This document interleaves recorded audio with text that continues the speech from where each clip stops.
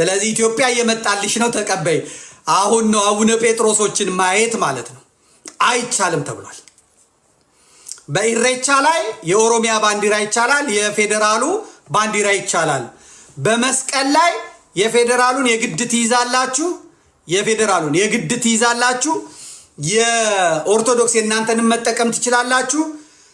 የአረንጓዴ ቢጫ ቀይ ኮከብ የሌለበትን ጥለት የሌለበትን ግን በነጠላ ላይ በስካርፋችሁ ላይ በምናምናችሁ ላይ አንድ አርጋችሁ ብትመጡ ውርድ ከራሳችን አፈር ከደቼ ነው የምናበላችሁ ብለዋል። በካህናቱ የመቋሚያ የጸናጽል ላይ ያለው አረንጓዴ ቢጫ ቀይ ቢያዝ በራሳችሁ ፍረዱ ብለዋል። ከተማ ኢሬቻ ሆራ አርሰዴ ዛሬ የተያዘ ጦንቃይ ይኸው ከነዶሮ ከነዶሮ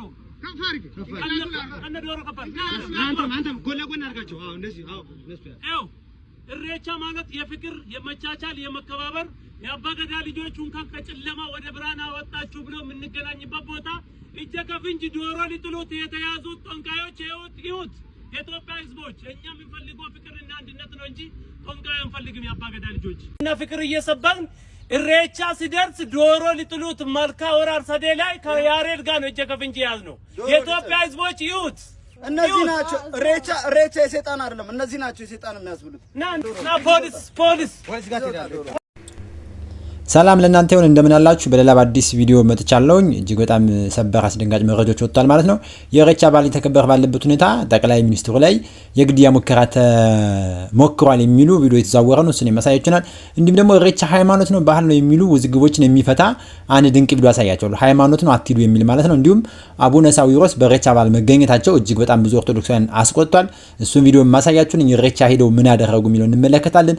እንዲሁም ደግሞ ሊቀ ነቢያት ነብዩ ሙሴ ኢሬቻን ያከብር ነበር ኦሮሞ ነው የሚሉ የኦሮሞ ሊቃን የዋቄፈና ወይም ደግሞ የኢሬቻ ሃይማኖት አክባሪዎች ተነስተዋል ማለት ነው። እሱን እናያለን። እንዲሁም ደግሞ ኢየሱስ ክርስቶስ ያስተማረው ትምህርት ከኢሬቻ የተቀዳ ነው የሚሉ እጅግ በጣም የሚያስቁ ከእውቀት የራቁ አስደንጋጭ ነገሮች ተሰምተዋል ማለት ነው። እሱን አብረን እናያለን። አስተት አብረን እንሰጣለን ማለት ነው። እስኪ መጀመሪያውን ይሄን ቪዲዮ እንየው።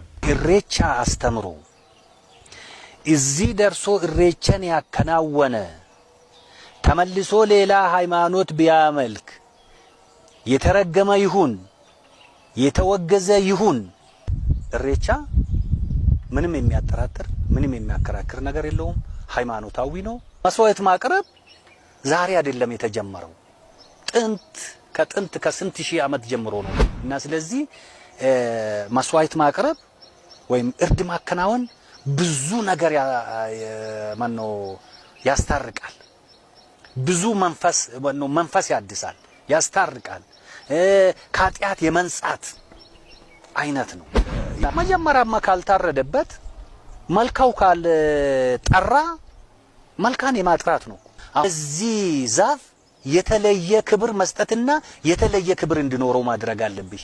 ማንም እንዳይቆርጠው፣ ማንም እንዳይነካው እዛ ስር ቁጭ ብለሽ ስለ ሃይማኖት ጉዳይ ትወያይ በመሆኑ መከበር እንዳለበት እዛ ስር ማረድ ትችላለሽ። በማረድ ግብር የሚባለው ነገር ወይም የገሌ ይበላል ማርባዱ ባይ እንደኒብኒ ማርያዱ ማለ ፍራንኮዲ ያጆለቶኔ ከዚህ ቀደም የኢሬቻ ሃይማኖት አክባሪ ሽማግሌዎች የሃይማኖቱ ባለቤቶች ማንም እንዳይመጣብን በሃይማኖታችን ብቻችን ማከብር እንፈልጋለን ብለው ማስጠንቀቂያ ያዘለ መልእክት አስተላልፈው ነበር። የኛዎቹ ግን እና አቡነ ሳዊሮስና አንዳንድ ካህናት ከምታዩቸው የኢሬቻ ሃይማኖት ተከታዮች አክባሪዎች ጋር ተገኝተው አብረው እንግዲህ እንደዚህ የምትመለከቷቸው ካህናት ቀሳውስት ምን ሊያደርጉ እንደሚሄዱ አላውቅም። ሃይማኖቱ አይመለከተንም ፈጽሞ ምንና ምን እንደሆነ የሚታወቅ ስለሆነ ማለት የራሳቸው የሃይማኖቱ ሰዎች አክባሪዎቹ በደንብ ስለተናገሩ ማለት ነውና ይሄ ነገር መሄዳቸው አቡነ ሳዊሮስ በጣም አስቆጥቷል ምእመኑን። በዙሪያ እናንተ ምን ታስባላችሁ? መሄዳቸው ትክክል ነው ችግር የለውም ትላላችሁ ወይስ ሃይማኖቱን የሚያስነቅ ኦርቶዶክስ ክብሯን ዝቅ የሚያደርግ ነገር ነው ብላችሁ ታስባላችሁ? እስኪ አስተያየታችሁን ጻፉ። እናንተ የሚሰማችሁ ምንድነው በዚህ ጉዳይ? እኔ እጅግ በጣም ስለደነገጥኩ ነው ወደ እናንተ ያጋራሁት። እስኪ እንቀጥላለን። ደግሞ ይሄ ቪዲዮ ነው ሙሴ ሄዶ ያን የራሱን ህዝብ ከተቸገሩበት ቦታ አንስቶ ይዞ በሚሄድበት ጊዜ ወደ ስና ያሉትን ሴና ነው የሚቆጡት። እንግዲህ ይቅርታ ያርጉልኝና ይሄ ያለው ሲወርድ ሲዋረድ የመጣ ከአባቶች የሰማን የሚታወቅ ትልቅ ነገር ስለሆነ ሲና በረሃው ማለት ሲና በረሃ ሲና ተራራ የሚባሉት ሴና ነው ተብሎ ነው የሚታወቀው። ሴና ተራራ ላይ ወጥቶ 40 ሌሊትና 40 ቀን ፈጣሪን ለምኖ ለመጀመሪያ ጊዜ ከፈጣሪ ጋር የተነጋገረው ሙሴ ነው። ሙሴ እንዲህ አርጎ ለፈጣሪ መቅረብ የቻለው እኛ እሱ የሱ ጌታ የነበሩት ከብት ሲጠብቅላቸው እረኛው ሆኖ በኖርበት ጊዜ ሲጠብቅላቸው የቆየው አባት እንዴት ፈጣሪን እንደሚለምኑ ለምኖም እንዴት እንደሚያገኙ በቆዩባቸው ጊዜያት ይሄንን ተምሮ ስለሄደ ነው እንደዛ ለምኖ ከፈጣሪ ጋር ሊገኝ እናኝ የቻለው። ስለዚህ ዮቶር ዋቄፈና ነበረ ነው። ዮቶር ዋቄፈታ ነው። የኩሽ ልጅ ነው ዋቄፈታ ነው። እንደው ማስረጃው ምንድነው? ቅዱሳት መጽሐፍ ላይ ለምሳሌ መጽሐፍ ቅዱስ ላይ እሱን አይናገርምና መጽሐፍ ቅዱስ ላይ አለ ግን በዚህ መልክ ባያስቀምጡ ይላል እንዲህ እኔ ባስቀመጥኩት የኩሾችን ስልጣኔ ተማረ ማለት ኩሽ የዛን ጊዜ የት ድረስ ይሄድ ነበር ምልን እንላለን አይደል? ስፋቱን ማለት በትክክል ግን ስፔሲፊካሊ ከዋቄ ፈታ ጋራ የሚያያይዘውን ነገር እንደው ታሪካዊ ማስረጃ እንደው ማንሳት እንችል ይሆን ወይ ብዬ ነው። ይኸውልህ እንግዲህ በአብዛኛው በመጽሐፍ ቅዱስ ላይም ተቀምጧል ነው የሚሉት። እኛ በምንድነው በአፈ ታሪክ ከአባቶች ሲወርድ ሲዋረድ የነበረ ነገር ነው ይሄ። በኋላ ደግሞ መጽሐፍ ቅዱስ ላይም ትንሽ እንደው እኛ በሰማነው አይጻፍ እንጂ ይሄ ነገር ተቀምጧል። ምን ብለው የተቀመጠው? በምን ላይ? መጽሐፍ ቅዱስ ላይ ማለት መጽሐፍ ቅዱስ ላይ እንዴት እንደተቀመጠ እሳቸው እኮ አስቀምጦታል። እኔ በአፈ ታሪክ የመጣውን ነው ከአባቶች ሲወርድ ሲዋረድ የነበረውን ነው እየተናገርኩ ያለሁት። ፈጣሪ ለሰው ልጅ ቀርቦ መናገር የቻለው የኩሽ ሰዎች በሚለምኑት ሁኔታ፣ በተለይ ሙሴ ከዚህ ከእረኝነት ወጥቶ ወደ ሀገሩ በሚመለስበት ጊዜ ያ ሰው እንዴት እንደሚለምን እንደሚያመልክ ያንን ተጠቅሞ ስላመለከ ተራራ ላይ ወጥቶ ሴና ተራራ ላይ ወጥቶ ስላመለከ ፈጣሪ ቀርቦት አማክሮት ወደ ህዝቡ ተመልሶ ህዝቡ እንኳን እዛ በሚመለስበትም ጊዜ እሱ ከሚያካሄደው እምነት ውጪ ሆኖ የማይናገር የማያድግ ነገር ሰርቶ ሲጸልዩበት አይቶ እሱንም ሰባብሮባቸው አቃጥሎባቸው ነው የተመለሰው ወደ ፈጣሪው። እና ምን ለማለት ፈልጌ ነው የዋቄፈና ሃይማኖት ከዛን ጊዜ ጀምሮ ከዛ በፊትም የነበረ መሆኑን ነው። ለምንድነው ሙሴ ኦሮሞ እንደሆነ እስከዛሬ ያልነገራችሁ? ለምንድነው የሲና በረሃ ሴና ነበረ ስሙ ተብሎ ሚዲያ ላይ እስኪወጣ ድረስ እናንተ የት ሄዳችሁ ምን ሲሰሩ ነበር? እሺ እሱ ይቅር፣ ፍቅር ሲዝም ሃይማኖቱን ወደ ፖለቲካ ፓርቲ መቀየሩን እንዴት አትነግሩኝ? ይሄን ያህል ከመረጃ ርቃለሁ ማለት ነው። የሚገርም ነው። የሚገርም ብቻ የሚደንቅ ብቻ ነው በእውነት እየተደረገ ነገር ያለው እየሰማነው ያለው ነገር እውነት ያሳዝናል። እንደዚህ መዋሸት ይቻላል እንዴ? እንደዚህ መዋሸት ይቻላል? ከአንድም ሁለት ሶስት ጸጉር አውጥቶ ምንድን ነው? የታሪክ እጥረት ነው? የንባብ ችግር ነው ወይስ ሆን ተብሎ ማደናቆር ነው ህዝቡን የተያዘው?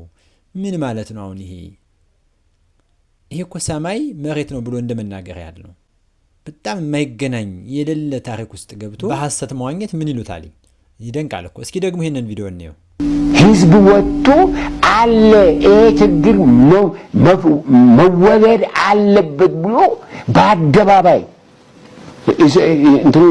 ኢሬቻ ለማክበር አይደለም፣ ኢሬቻ ለማስወገድ ወደ አደባባይ መውጣት አለበት። ገዳይ የገዳይ ለማንም የማይራራ ሰዎች ቃዣሉ። ሌሊቱን በቀደም ዕለት ከዶክተር በቀለ በዳዳ ጋር ኢንተርቪው እናወራ ነበረ። አንዳንድ ሌላ ደግሞ አሁን ሌላ ወንድም በዛ ሁኔታ ውስጥ ያደገ የምን ሰላም ነው? የምን ረፍት ነው? የምን ባህል ነው?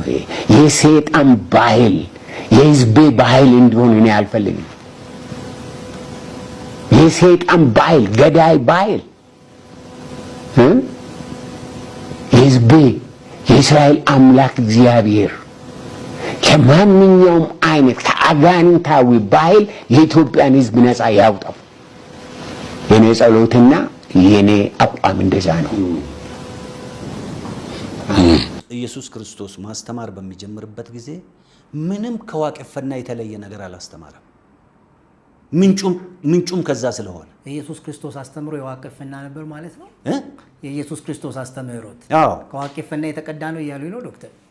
yes ኢትዮጵያ ውስጥ እንኳንም ዶክተር አልሆንኩ የሚያሰኙ ሰዎች እየተነሱ ነው። ምን አይነት ዶክተርና እንዳላቸው አይገባኝም። አሁን የዚህ ሰው የዶክተርነት ምናልባት ወላጅነቱ ያወጣችለት ስም ይሆናል ዶክተር ብላ እንጂ ምን እያለ እንደሆነ አይገባኝም። ዛሬ ዘመኑ የመረጃ ነው። አንድ ሰው በቀላሉ ጎግል አድርጎ ስለ ኢየሱስ ክርስቶስ ማወቅ ይችላል፣ እንኳንስ መጽሐፍ ቅዱስ አንብቦ ማለት ነው። እና ምን አይነት ትምህርት እንደሚማሩ ምን አይነት ዶክተርና እንደሚይዙ ግራ የሚያጋባ። እስኪ ደግሞ አንድ ዶክተር ላሰማችሁ። የኛው ደግሞ ይገርማል። እሬቻ የአማራ ነው ይለናል። እስኪ እንስማው ደግሞ። አሁን ኦሮሞ ጋር የቀረው አሁን እሬቻ የኦሮሞ ይባል እንጂ ባለፈው አቻሜለ ታምሩ የሚባል ታዋቂ ታሪክ ተመራማሪ የኦሮሞ ብቻ አይደለም። እሱ የተናገረው በፖለቲካ እንድምታው ነው።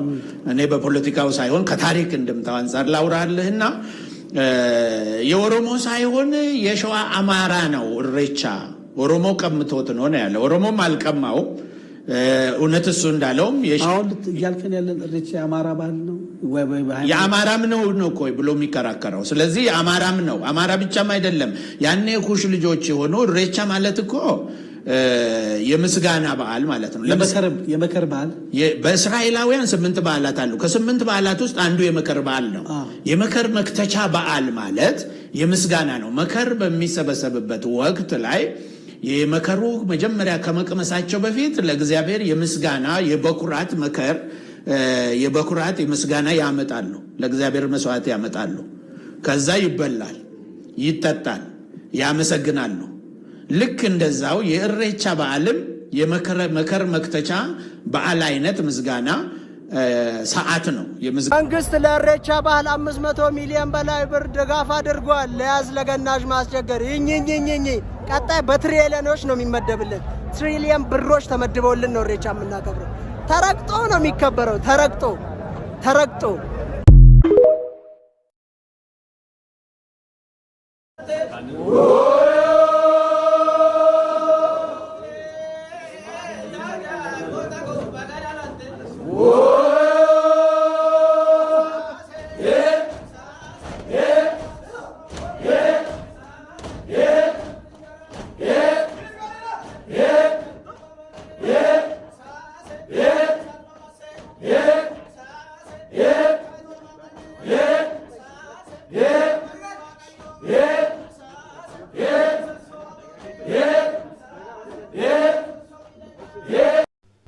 ሃይማኖታዊ በዓል እንደሆነ የሚታወቀው እሬቻ በዓል ላይ አባቶቻችን በተለይ ደግሞ የጠቅላይ ቤተ ክህነት ዋና ስራ አስኪያጅ አቡነ ሳዊሮስ እና ሌሎችም አገልጋዮች መገኘታቸው እጅግ በጣም አሳዝኖናል።